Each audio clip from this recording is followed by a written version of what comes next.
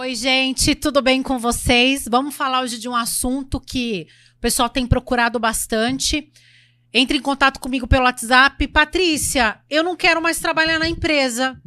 Dá para entrar com uma ação de rescisão indireta? É a moda agora, né?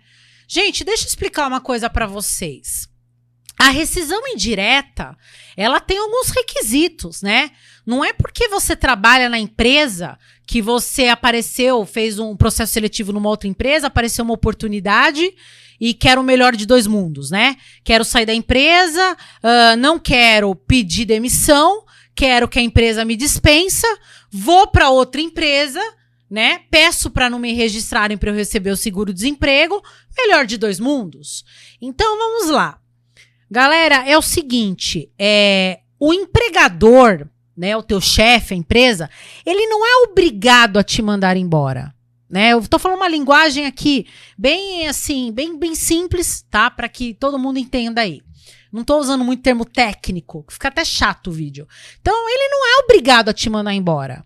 Se você que é o trabalhador, a empresa não te atende mais, você tem todo o direito de sair da empresa. Basta você chegar no teu chefe e falar, não quero trabalhar mais com você, vou pedir demissão, né? E pedir demissão é fazer um documento de próprio punho, assinar, dizendo que você está pedindo demissão. Tem a parte ruim do pedido de demissão? É óbvio que tem a parte ruim do pedido de demissão. Né? Você não saca teu fundo de garantia, por exemplo, não recebe seu seguro-desemprego. Isso é péssimo, né? Existe a possibilidade de você chegar no teu empregador e falar, olha, eu não tenho mais interesse de trabalhar na tua empresa, a gente pode fazer um acordo. Esse acordo, inclusive, é previsto na nossa CLT, né? Veio com a reforma trabalhista, tá? Então, é possível, né? Antigamente até podia se fazer um acordo, mas agora isso tá tipificado, né? Artigo da lei, tá? Então, assim, conversa com o teu empregador, teu ex-empregador, se você tem esse acesso a ele. Agora, não queira caçar detalhes do contrato de trabalho ou situações, melhor dizendo, para que você consiga pedir uma rescisão indireta. Se você entra com uma reclamação trabalhista pedindo uma rescisão indireta e você não prova a rescisão indireta, meu amigo, minha amiga, é um pedido de demissão. É a consequência de um pedido de demissão, né? Então, quando a pessoa vem me procurar, eu trago isso de uma forma bem consciente, falo qual que é o problema do seu contrato. O porquê que você quer uma rescisão indireta? Ah, porque tá atrasando o salário. Mas tá pagando o salário? Paga. Mas atrasa. Atrasa quanto? Quanto tempo? 1 ou 2 dias. Ora, rescisão indireta por atraso de salário de 1 ou 2 dias não parece razoável, tá? Até porque se você for analisar as decisões judiciais, você vai ver que não existe rescisão indireta por conta desse fato. É um absurdo?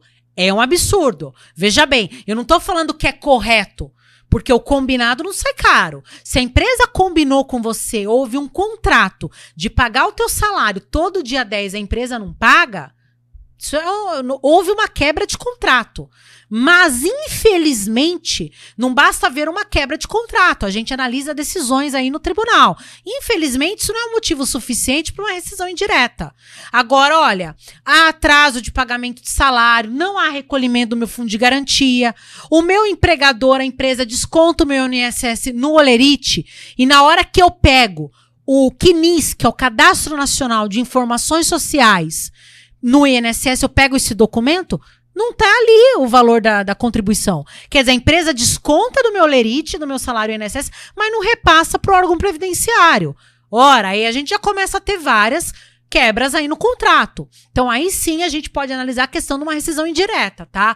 Agora, eu vim trazer esse tema porque eu tenho sido aí procurada com essa questão, né? Como se fosse uma moda. Rescisão indireta. Pera lá, gente. É o que eu sempre digo, a gente entra com a ação para ganhar, não para perder e não para passar vergonha, tá?